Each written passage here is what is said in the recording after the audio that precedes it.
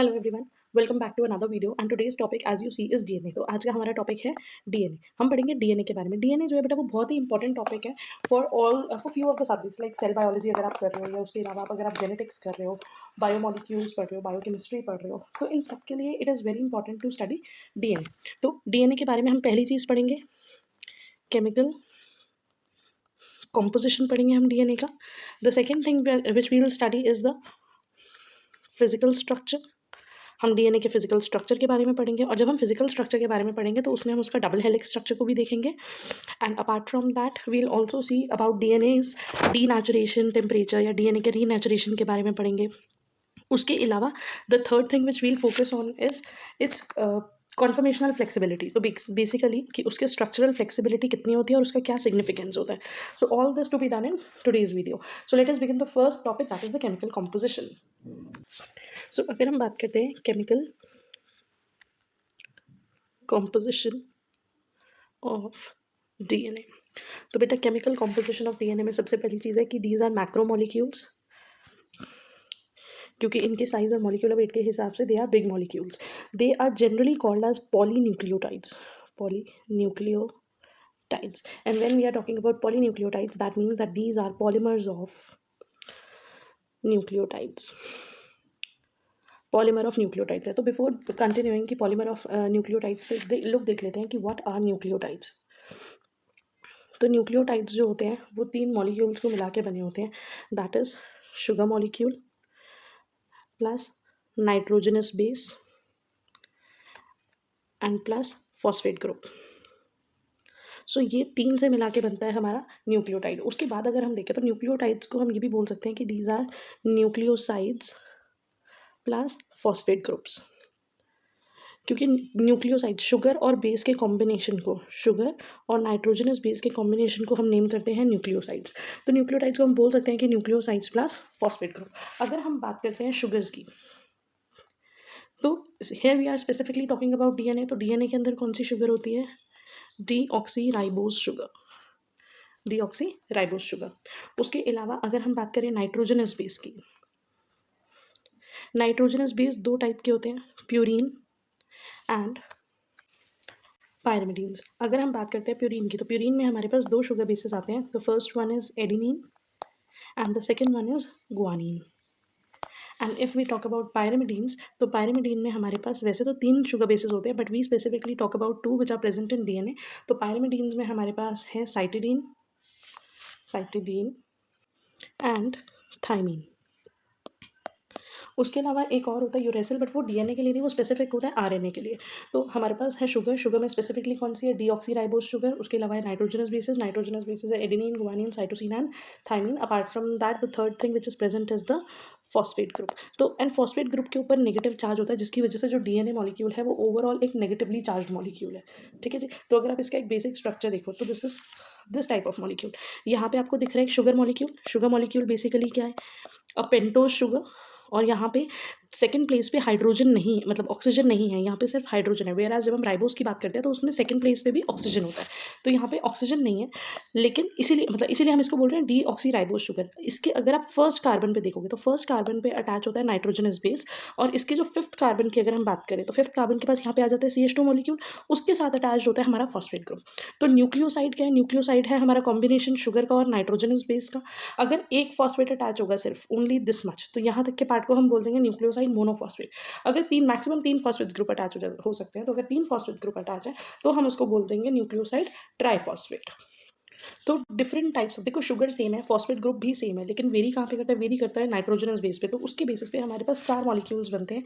एक है डीऑक्सीथाइमिडीन मोनोफॉस्फेट, तो मतलब यहाँ पे हमारे पास डीऑक्सीराइबोस शुगर है।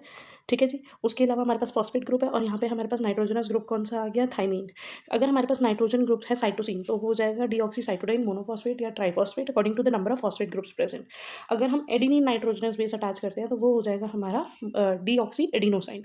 सिमिलरली अगर गुआनिन अटैच होता है तो वो हो जाएगा डीऑक्सी गुआनोसाइन। तो ये हो गया बेसिकली हमारे different type of DNA molecules depending upon the sugar, depending upon the nitrogenous base present.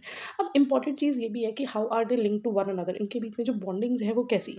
तो अगर देखो हमने पढ़ा था कि अभी मैंने आपको बताया कि ये है पॉलीन्यूक्लियोटाइड्स। पॉलीन्यूक्लियोटाइड्स मतलब कि बहुत सारे न्यूक्लियोटाइड्स जो हैं they are attached to one another, they are attached to one another. अब अगर आप यहाँ पे नोटिस करो इनका अटैचमेंट, ये है बेटा एक न्यूक्लियोटाइड, ठीक है। यहाँ पे हमारे पास आ गया दूसरा न्यूक्लियोटाइड। अब अगर हम फोकस करें इनकी अटैचमेंट में, तो इनकी अटैचमेंट कैसे हो रही है, इनकी अटैचमेंट हो रही है थर्ड कार्बन, ये हमारा थर्ड कार्बन है। थर्ड कार्बन जो है वो लिंक कर रहा है फिफ्थ कार्बन से, कैसे लिंक कर रहा है, with the help of a phosphate group. तो ये जो फॉस्फेट ग्रुप है वो फर्स्ट न्यूक्लियोटाइड के थर्ड कार्बन को, third carbon is linked to the fifth carbon of subsequent nucleotide molecule. तो इसीलिए हम इसको ये भी बोलते हैं कि दिस इज 3' to 5', ठीक है। इसको 3' to 5' भी रीड करते हैं। अब अगर हम उसके अलावा हम बात करते हैं बॉन्डिंग्स की, तो यहाँ पे बॉन्डिंग्स कौन कौन सी प्रेजेंट है, जब आपस में तीन मॉलिक्यूल भी अटैच हो रहे हैं। अगर हम बात करते हैं कि हमने कहा कि शुगर, नाइट्रोजनस बेस और फॉस्फेट ग्रुप भी अटैच हो रहे हैं, तो वो कैसे हो रहे हैं। सेंटर में आ गई हमारी शुगर, शुगर के साथ फर्स्ट कार्बन पे लिंक्ड है क्या, हमारा नाइट्रोजनस बेस, ठीक है जी। उसके बाद यहाँ पे इसके फिफ्थ कार्बन पे लिंक है हमारे साथ phosphate group. Just a second. अब शुगर और नाइट्रोजनस बेस के बीच में जो बॉन्ड होता है उसको हम बोलते हैं बेटा glycosidic linkage, that is known as glycosidic bond बोल सकते हो या ग्लाइकोसिडिक लिंकेज बोल सकते हो। जो शुगर और फॉस्फेट ग्रुप के बीच में जो बॉन्ड है उसको हम बोलते हैं फॉस्फोएस्टर बॉन्ड, ठीक है। तो एक तो हो गया ये चीज़ which is very important, nitrogenous base और शुगर आपस में कैसे रिलेटेड है ग्लाइकोसिडिक लिंकेज से, और शुगर और फॉस्फेट ग्रुप आपस में कैसे रिलेटेड है, they are related by phosphoester linkage. अब अगर हम उसके बात करते हैं दो पॉलीन्यूक्लियोटाइड्स की, मान लो ये एक शुगर मॉलिक्यूल है, ये लिंक्ड है नाइट्रोजनस बेस से और यहाँ पे लिंक्ड है हमारे फॉस्फेट ग्रुप से, ठीक है। अब जो नेक्स्ट शुगर मॉलिक्यूल है उसके साथ भी सेम है, यहाँ पे है हमारा नाइट्रोजनस बेस और यहाँ पे है हमारा फॉस्फेट लिंकेज। तो ये जो फॉस्फेट है, जो फॉस्फेट, दिस फॉस्फेट जो इस शुगर और इस शुगर को लिंक कर रहा है, मतलब कि ये फर्स्ट प्रीवियस वाले मॉलिक्यूल के साथ और इस वाले मॉलिक्यूल के साथ लिंकेज कर रहा है। यहाँ पे क्या होता है, ये फॉस्फेट का ऑक्सीजन इस कार्बन के साथ लिंक्ड है और यहाँ पे थर्ड कार्बन के साथ लिंक है ऑफ द फर्स्ट शुगर। तो ये जो लिंकेज होगी ना, इसको हम बोलेंगे फॉस्फो डाइएस्टर बॉन्ड। तो जो दो मॉलिक्यूल आपस में कनेक्ट हो रहे हैं वो कौन सी लिंकेज के थ्रू हो रहे हैं, फॉस्फो डाइएस्टर बॉन्ड। तो अगर आप यहाँ पे देखो over here you can see कि यहाँ पे क्योंकि दो बॉन्ड्स बन रहे हैं, एक इधर और एक इधर, so this is phosphodiester bond. उसके अलावा शुगर के और बेस के बीच में जो बॉन्ड बनेगा, शुगर के और बेस के बीच में जो बॉन्ड बनेगा उसको हम बोलेंगे ग्लाइकोसिडिक बॉन्ड, ग्लाइकोसिडिक बॉन्ड। और जो बॉन्ड हमारा बन रहा होगा फॉस्फेट ग्रुप और फर्स्ट वाले सिर्फ एक विद इन अ मॉलिक्यूल, जो शुगर के साथ जो फॉस्फेट बॉन्ड बन रहा है उसको हम बोलेंगे फॉस्फोएस्टर बॉन्ड, फॉस्फोएस्टर बॉन्ड, ठीक है। सो this was about the main chemical composition के जो डीएनए होता है उसमें फॉस्फेट ग्रुप्स होते हैं, फॉस्फेट ग्रुप्स के अलावा वहाँ पे शुगर होती है, वहाँ पे नाइट्रोजनस बेस होते हैं और उनके बीच में बॉन्ड्स कौन कौन से प्रेजेंट होते हैं। Apart from that there is one more thing. अब आपको पता है कि ये अब जैसे आपने पढ़ा हुआ है कि एटीपी भी होता है, एडीपी भी होता है, एएमपी भी होता है, मतलब कि एडिनोसाइन ट्राइफॉस्फेट भी एग्जिस्ट करता है, एडिनोसाइन मोनोफॉस्फेट भी और एडिनोसाइन डाइफॉस्फेट भी, ठीक है। तो मतलब कि अगर एक फॉस्फेट ग्रुप अटैच होगा तो मोनोफॉस्फेट, दो अटैच हो गए तो डाइफॉस्फेट, तीन अटैच हो गए तो ट्राइफॉस्फेट। जब डीएनए या जब ये जो न्यूक्लियोटाइड्स होते हैं अगर ये साइटोप्लाज्म में फ्री फॉर्म में प्रेजेंट होते हैं, फ्रीली प्रेजेंट होते हैं, तब ये एग्जिस्ट करते हैं एज ट्राइफॉस्फेट्स। क्योंकि तीन से ज़्यादा फॉस्फेट ग्रुप अटैच नहीं होते, बट जब वो तीन फॉस्फेट है, क्योंकि क्या होगा अगर यहाँ से फॉस्फेट ग्रुप ब्रेक होना स्टार्ट होगा, जब यहाँ से ब्रेकेज होगी तो कुछ अमाउंट ऑफ एनर्जी जो है वो रिलीज होगी, इसीलिए हम इनको एटीपी को मतलब बेसिकली हम एटीपी को एनर्जी करेंसी बोलते हैं। So this was about the basic chemical composition. Now we'll move on towards the physical structure. अब हम बात करेंगे इसके physical structure. So we'll talk about the physical structure of DNA. Physical structure को पढ़ने से पहले हमें कुछ चीज़ें, एक या दो पॉइंट्स पहले पता होने चाहिए। The first one is Chargaff's rule. Chargaff rule हमें पता होना चाहिए, जिसको हम शारगाफ का बेस रेशियो रूल भी बोलते हैं, base ratio rule. Base ratio rule में शारगाफ ने क्या बोला था, उसने ये चीज़ नोटिस करी थी कि एक न्यूक्लियोटाइड के अंदर या डीएनए के अंदर जितना अमाउंट ऑफ एडिनिन होता है उतना ही अमाउंट ऑफ थायमीन होता है। तो एडिनिन हमेशा इक्वल होता है किसके, थायमीन के। उसके अलावा he notice that guanine is equal to cytosine, guanine और साइटोसिन भी हमेशा इक्वल अमाउंट में प्रेजेंट होते हैं। सो एक चीज़ तो ये हो गई कि the total number of purines का जो टोटल नंबर होगा will be equal to the total number of pyrimidines के इक्वल होगा, ठीक है जी। तो ये हो गया शारग्राफ रूल। इसी से हम रेप्लिकेशन जब पढ़ते हैं तो हम एक टेम्पलेट स्ट्रैंड से हम जो जो कॉम्प्लीमेंट्री स्ट्रैंड होता है उसके कंपैरेटिवली हम पढ़ सकते हैं कि जब रेप्लिकेशन होगा तो उसका बेस पेयर सीक्वेंस क्या होगा। अगर हमारे पास एक डीएनए मॉलिक्यूल है जिसका है ATCCG, तो हमें पता है कि ए पेयर करेगा किसके साथ, टी के साथ, टी पेयर करेगा ए के साथ, सी करेगा जी के साथ, जी के साथ सी के साथ। तो इसकी वजह से हमें बेस पेयरिंग जो है वो समझ में आ जाती है। So the next thing which help them was x ray diffraction analysis. तो डीएनए के मॉलिक्यूल के स्ट्रक्चर को आइडेंटिफाई करने के लिए जो एक बहुत इंपॉर्टेंट रोल था वो एक्सरे डिफ्रैक्शन एनालिसिस का भी था। इसमें हुआ क्या था बेटा, Morris Wilkins and Rosalind Franklin, they were two physicist, they did, इन्होंने डीएनए के स्ट्रक्चर को पढ़ने के लिए डीएनए की एक्सरे क्रिस्टलोग्राफी करी। ठीक है जी। अब उसके बाद इस क्रिस्टलोग्राफी के हेल्प पे एनालाइज करा गया स्ट्रक्चर ऑफ डीएनए। अब इस स्ट्रक्चर को एनालिसिस किसने करा और इसका कंक्लूजन ने किसको हेल्प करी, वॉटसन एंड क्रिक को। वॉटसन एंड क्रिक, उन्होंने इसको यूज़ करा, used this and concluded the DNA was highly coiled, highly ordered, and it has multiple repeating units. Also, they concluded that it is a double-stranded molecule, कि इसके double stranded molecule होते हैं। और उन्होंने ये कंक्लूजन निकाला कि जो भी सब यूनिट्स हैं उनके बीच का जो डिस्टेंस है वो है 3.4 angstrom. So the subunits are placed after every 3.4 angstrom along the x axis। और इस सारी ऑब्जर्वेशंस के बेसिस पे using all this information and observations they came up with the double helix model, जिसको हम 3D मॉडल भी मानते हैं डीएनए का। तो डीएनए का जो डबल हेलिक्स मॉडल था, ये जो डीएनए मॉडल था उसका बेसिक स्ट्रक्चर हमें दो चीज़ों से मिला। जो बेसिक उसके बारे में इंटरप्रिटेशन थी उसमें हेल्प करी थी मेन शारगाफ्स रूल्स ने, प्लस उसमें एक्सरे डिफ्रैक्शन एनालिसिस का बहुत बड़ा रोल था। इसको एक्सरे डिफ्रैक्शन भी बोलते हैं, एक्सरे क्रिस्टलोग्राफी भी बोलते हैं। So now we will discuss the main structure that is the double helix model of DNA. अगर हम डबल हेलिक्स मॉडल की बात करें, so let us first take a look at the model. एक बार मॉडल का लुक देखते हैं। यहाँ पे आप देख सकते हो कि जो आउटसाइड बेसिकली बेटा ये देखो, ये है हमारा मेन डबल हेलिक्स मॉडल। और ये ना हमेशा बहुत बार हम गलती करते हैं, हम इसको ऐसे ड्रॉ करते हैं, which is a wrong drawing, क्योंकि ये क्रॉस नहीं हो, this is a anti parallel molecule. मतलब इसके जो स्ट्रैंड्स हैं वो एक्चुअली पैरेलल है। तो अगर आप एक स्ट्रैंड बना रहे हो ऐसे, तो दूसरा स्ट्रैंड जो है वो इसके पैरेलल ही बनना चाहिए। ठीक है। अब ये जो बैकबोन होती है ये बेसिकली आपको दिख रहा है, ये बनी हुई है किसकी, शुगर और फॉस्फेट मॉलिक्यूल्स की। ठीक है, on the other side as well. तो ये जो दोनों बैकबोन है ये कौन सी है, शुगर एंड फॉस्फेट मॉलिक्यूल्स की। बेस जो होते हैं वो अंदर की तरफ अलाइंड होते हैं। So here are the bases towards inwards. और ये बेसिस आपस में कनेक्टेड होते हैं कैसे, हाइड्रोजन बॉन्डिंग में। जैसे ए और टी के बीच में डबल हाइड्रोजन बॉन्ड होता है, जी और सी के बीच में ट्रिपल हाइड्रोजन बॉन्ड होता है। So this is a basic structure. Plus यहाँ पे एक माइनर ग्रूव होता है, मेजर ग्रूव होता है। दो ये एक लैडर केस के फॉर्म में, स्टेयर्स के स्टेप्स के फॉर्म में जो नाइट्रोजनस बेसिस है वो अटैच है। कंसेक्यूटिव नाइट्रोजनस बेसिस के बीच में जो डिस्टेंस होगा, जो आपको यहाँ पे ये डिस्टेंस दिख रहा है, सो दिस इज 3.4 एंगस्ट्रॉम। और अगर हम एक पूरे टर्न का डिस्टेंस देखेंगे तो वो हो जाएगा 34 angstrom. Okay, so let us come back to the details. The two polynucleotides chain, the two polynucleotide chain are coiled about one another in a spiral or helical manner. Next point is the sugar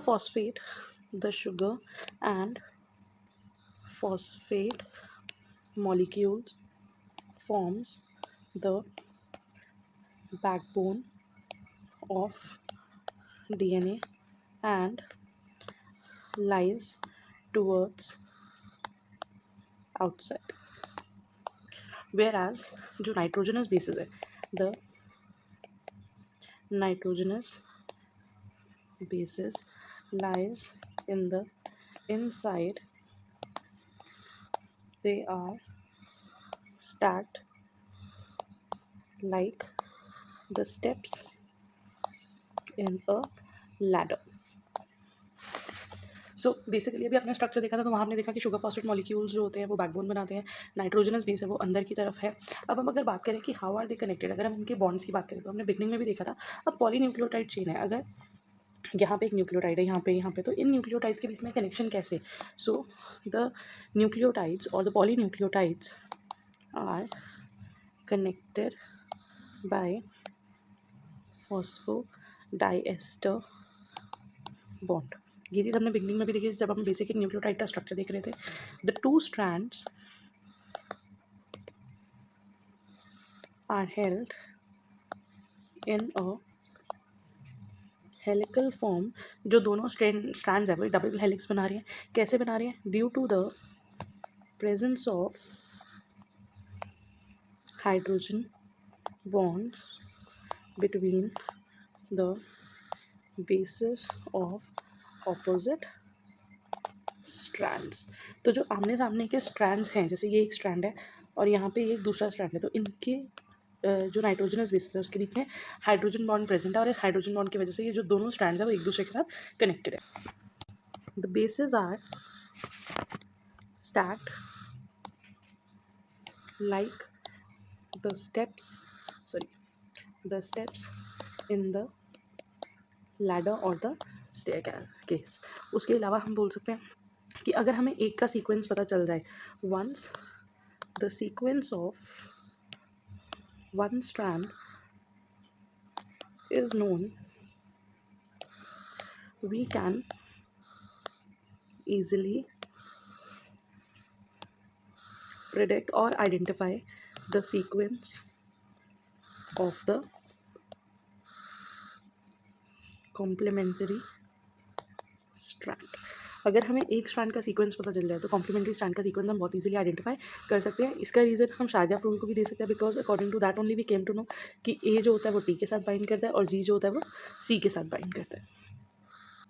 the distance between two strands is 20 angstrom, या हम उसको diameter भी मान सकते हैं कि ये जो दोनों स्ट्रैंड है इसके बीच में डिस्टेंस कितना है? 20 एंगस्ट्रॉम का।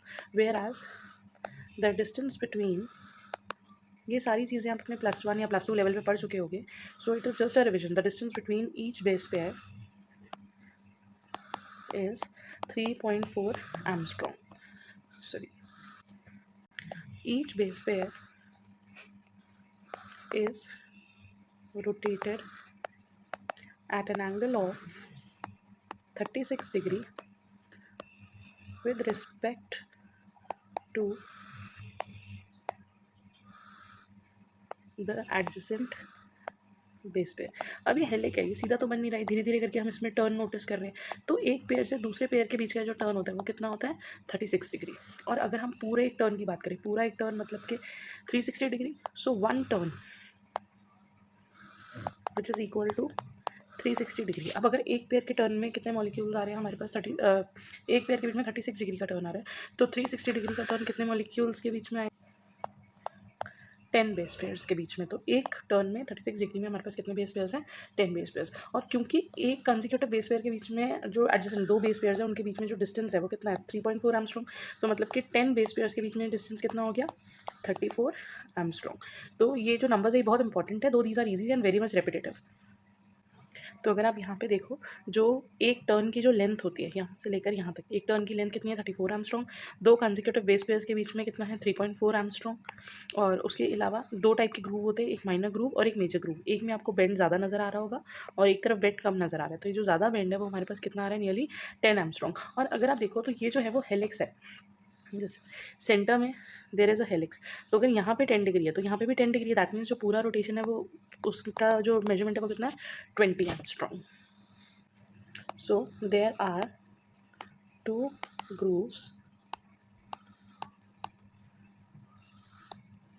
एक ग्रूव हमारे पास है मेजर ग्रूव, जिसमें ज़्यादा बेंड है, और दूसरे ग्रुप को हमने क्या नाम दिया, माइनर ग्रुप, क्योंकि वहाँ पे जो बेंड है वो कम है। उसके बाद आपको याद रखना है द टू स्ट्रैंड्स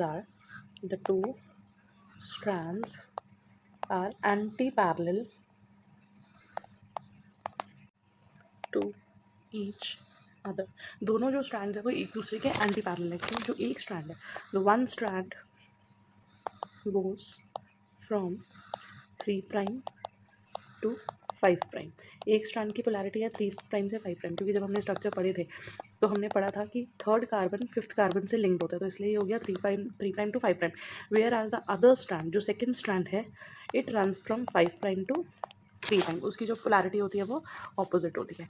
और यहाँ पे अगर हम बात करें, डीएनए एक बहुत ही स्ट्रक्चरली स्टेबल है, और ये स्ट्रक्चरल स्टेबिलिटी के लिए बहुत सारे बॉन्ड्स यहाँ पे प्रेजेंट है। जैसे कि हाइड्रोजन बॉन्ड प्रेजेंट है, जिसकी वजह से ये दोनों स्ट्रैंड एक दूसरे के साथ लिंक्ड है। उसके बाद हमारे पास बहुत सारी कोवलेंट इंटरेक्शंस है, कोवलेंट बॉन्ड्स है, ग्लाइकोसिडिक बॉन्ड हो गया, फॉस्फोएस्टर बॉन्ड हो गया, या फॉस्फोडाइएस्टर बॉन्ड हो गया। Apart from that there are many hydrophobic bonds and the stacking forces which makes this DNA such a strong molecule कि ये इतनी न्यूट्रली इतनी easily exist कर रहा है. So this was all about the structure of DNA. Now let us take a look at the DNA denaturation कि अगर हम DNA को मेल्ट करते हैं तब क्या होता है. सो बेसिकली डीएनए डीनेचुरेशन का मतलब क्या है, जब भी डीएनए को हीट करा जाता है. अब ये बहुत सारे पॉलीमरेज चेन रिएक्शन के लिए चीज़ बहुत ईजी, बहुत हमेशा करी जाती है. उसके अलावा अगर हम बायोटेक में डीएनए मॉलिक्यूल को सेपरेट करें ताकि हम उसके अंदर कोई एक दूसरा डीएनए स्ट्रैंड जो हमारा डिजायर्ड जीन है वो इंसर्ट कर सके, तो बायो इंजीनियरिंग हो गया, रेप्लिकेशन हो गया, पीसीआर हो गया, उसमें बहुत बात करा जाता है. तो बेसिकली होता क्या है कि hydrogen bonds break and the two strands of DNA molecule gets separated. जो दो स्ट्रैंड्स है वो सेपरेट हो जाते हैं. अब यहाँ पे आपको याद रखना है कि हीट करने पे बॉन्ड कौन से ब्रेक हो रहे हैं, हाइड्रोजन बॉन्ड. तो covalent bonds do not break. Covalent bonds जो है वो ब्रेक नहीं होंगे, क्योंकि अगर कोवलेंट बॉन्ड्स ब्रेक होंगे तो फिर तो डीएनए रहा ही नहीं ना, फिर तो उसके सारे न्यूक्लियोटाइड्स जो अलग हो गए. तो अगर हमें डीनेचुरेशन करनी है तो वो करी कैसे जाती है, it is done by either heat और केमिकल ट्रीटमेंट. तो या तो हम उसे केमिकली ट्रीट करते हैं या फिर हम उसको हीट करते हैं, और ज़्यादातर केसेस में हम उसको हीट ही कर लेते हैं, because if heating can be done then why should be use another chemicals. So अब हीटिंग के टाइम पे होता क्या है, during heat the hydrogen bonds are break and the two strands separate. या फिर हम कह सकते हैं in other words we can say that DNA melts. तो दिस इज़ अबाउट डीनेचुरेशन. तो डीनेचुरेशन जो हो गई कि दो स्ट्रैंड्स जो थे वो अलग हो गए, और इस प्रोसेस को हमने क्या बोल दिया, इस प्रोसेस को हमने मेल्टिंग ऑफ डीएनए भी बोल दिया. ठीक है. अब मेल्टिंग ऑफ डीएनए हो गया, लेकिन हर डीएनए का जो टेम्परेचर होता है ना मेल्ट करने का, वो वेरी करता है. वो कैसे वेरी करता है, क्योंकि जितने ज़्यादा हाइड्रोजन बॉन्ड्स होंगे, more the number of hydrogen bonds greater will be the melting point. अब कैन यू गेस कि ये जो हाइड्रोजन बॉन्ड्स का नंबर है ये कैसे वेरी कर सकता है. आपने ये चीज़ पढ़ी हुई है कि एडेनिन और थाइमिन के बीच में डबल बॉन्ड होता है, ग्वानिन और साइटोसिन के बीच में ट्रिपल बॉन्ड होता है. तो जितना ज़्यादा जीसी कंटेंट होगा उस डीएनए का जो डीनेचुरेटिंग टेम्परेचर है वो उतना ज़्यादा होगा. ठीक है. तो ये चीज़ आपको याद रखनी है, more the GC content in the DNA greater will be its melting temperature. ठीक है. अपार्ट फ्रॉम दैट, अब डीएनए को हमने डीनेचर कर दिया, उसके बाद रीनेचर भी करना है. मान लो जो हमारा डिजायर्ड काम था वो हो गया, हमें एक थोड़ा सा स्ट्रैंड बस ओपन करना था और उसमें कुछ चेंजेस करने थे, अब हमें उसे वापस चेंज करना है. तो this thermal denaturation is a reversible process. तो इसके लिए हमें कोई अलग ट्रीटमेंट करने की ज़रूरत नहीं है, हमें कोई अलग एंजाइम्स लाने की ज़रूरत नहीं है. हमें बस क्या करने की ज़रूरत है, reverse process by cooling. Heat करने पे वो सेपरेट हुए थे, कूल करने में, ठंडे करने में वो पास में आ जाएंगे वापस एक दूसरे को, अपनी कॉम्प्लीमेंट्री के थ्रू जो है उसमें हाइड्रोजन बॉन्ड्स बन जाएंगे. So this process is renaturation of DNA. ठीक है. सो थर्मल डीनेचुरेशन का मतलब होता है हम टेम्परेचर हीट कर रहे हैं और जब हम उसे कूल करेंगे तो वो वापस जो है वो एक दूसरे के साथ जुड़ने शुरू हो जाएंगे. एंड रीनेचुरेशन अपने आप क्यों हो रही है, renaturation occurs due to the affinity of the nucleotides बोल सकते हो या बोल सकते हो nitrogenous bases for each other. ठीक है जी, तो ये पार्ट हो गया हमारा डीनेचुरेशन और रीनेचुरेशन के बारे में। Now the last thing is, as I told you in the beginning, कि हम इसमें पढ़ेंगे conformational flexibility of DNA. DNA की कॉन्फर्मेशनल फ्लेक्सिबिलिटी के बारे में। अब डीएनए की फ्लेक्सिबिलिटी, ये जो मॉडल हमें वॉटसन एंड क्रिक ने दिया था, वॉटसन एंड क्रिक ने जो हमें मॉडल दिया था, उन्होंने हमें मॉडल दिया था बी डीएनए का, ठीक है। लेकिन इसके अलावा भी DNA can also exist in different forms. हमें कभी कभी उसमें स्ट्रक्चरल वेरिएशंस नज़र आ जाते हैं, जैसे कि ए डीएनए होता है, ए डीएनए एग्जिस्ट करता है, जेड डीएनए एग्जिस्ट करता है, ठीक है। तो ये जो है वो स्ट्रक्चरल डिफरेंसेस आ रहे हैं। अब ये जो स्ट्रक्चरल डिफरेंसेस होते हैं, ये किस वजह से होते हैं? The structure of DNA molecule changes with environmental factors की वजह से डीएनए के मॉलिक्यूल में भी चेंजेस कभी कभी आने लग जाते हैं। उसके अंदर जो उसका डायमीटर है, जो उसके टर्न्स है, वो चेंज होने लग जाते हैं। जैसे कि फॉर एग्जांपल, अगर ह्यूमिडिटी इंक्रीज़ होगी, मतलब कि अगर हाइड्रेशन इंक्रीज़ हो रही है, तो हाइड्रेशन के इंक्रीज़ होने से हमें क्या मिलेगा? ज़्यादातर जो डीएनए है वो एग्जिस्ट करेगा बी फॉर्म में। वेयर एज ऑपोजिट, अगर ह्यूमिडिटी जो है वो डिक्रीज़ हो रही है, मतलब कि लेस हाइड्रेशन या डिहाइड्रेटेड कंडीशन है, हाइड्रेशन डिक्रीज़ हो रही है, तो जो डीएनए है वो अज्यूम करने लग जाएगा ए फॉर्म। अब ये अभी तक there is no such evident data जिसकी वजह से हमें पता चले कि कितना परसेंटेज जो है वो कन्वर्ट हो रहा है ए फॉर्म में, या किस एक्सटेंट तक हो रहा है। बट हाँ, जहाँ पे हाइड्रेटेड सेल्स होंगे वहाँ पे डीएनए बी फॉर्म के प्रेजेंट में होगा और फिर ए फॉर्म के प्रेजेंट में भी हो सकता है। तो अगर हम एक बेसिक पिक्चर देखें, एक बेसिक कंपैरिजन देखें, तो जब हम बात करते हैं बी डीएनए की, तो बी डीएनए जो है वो राइट हैंडेड हेलिक्स है उसकी, मतलब राइट हैंड की तरफ टर्न करता है। प्लस एक टर्न के अंदर, वन टर्न में अगर हम बात करें, तो एक टर्न की जो लेंथ है वो 34 एंगस्ट्रॉन्ग है, and it consist of 10 base pairs. Whereas अगर हम बात करते हैं ए फॉर्म की, तो ए फॉर्म भी जो है वो राइट हैंडेड हेलिक्स है, ठीक है। लेकिन यहाँ पे न्यूमेरिकल डेटा जो है वो थोड़ा सा वेरी कर जाता है। इसके वन टर्न में जो वन टर्न की लेंथ होती है वो होती है 26 एंगस्ट्रॉन्ग, ठीक है, मतलब कि छोटी हो गई। प्लस उसके अंदर है 11 बेस पेयर्स, पर वहाँ पे बेस पेयर्स के नंबर जो है वो बढ़ने लग गए हैं। थर्ड फॉर्म जो हम कहते हैं वो कहते हैं जेड डीएनए होता है लेफ्ट हैंडेड हेलिक्स। ये तो बिल्कुल ही ऑपोजिट हो गया। इसका नाम जेड इसीलिए है क्योंकि ये थोड़ा सा डिस्टॉर्टेड सा लगता है, जिगजैग बैकबोन होती है, इसका जिगजैग स्ट्रक्चर होता है। अगर हम इसके वन टर्न की बात करते हैं, तो एक टर्न के अंदर हमें मिलते हैं length 37 angstrom and there are 12 base pairs, ठीक है।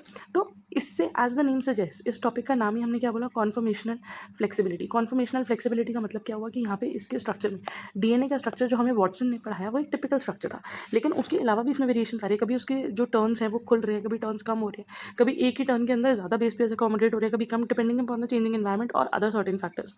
सो with this we are done with the basic structure knowledge of DNA, जिसमें हमने पढ़ा डीएनए का स्ट्रक्चर क्या था, वॉटसन एंड क्रिक ने क्या मॉडल प्रिपेयर करा था डबल हेलिक्स का, कन्फर्मेशनल फ्लेक्सिबिलिटी के बारे में, डीनेचुरेशन के बारे में, रीनेचुरेशन के बारे में। So thank you for watching the video. I hope you find it useful.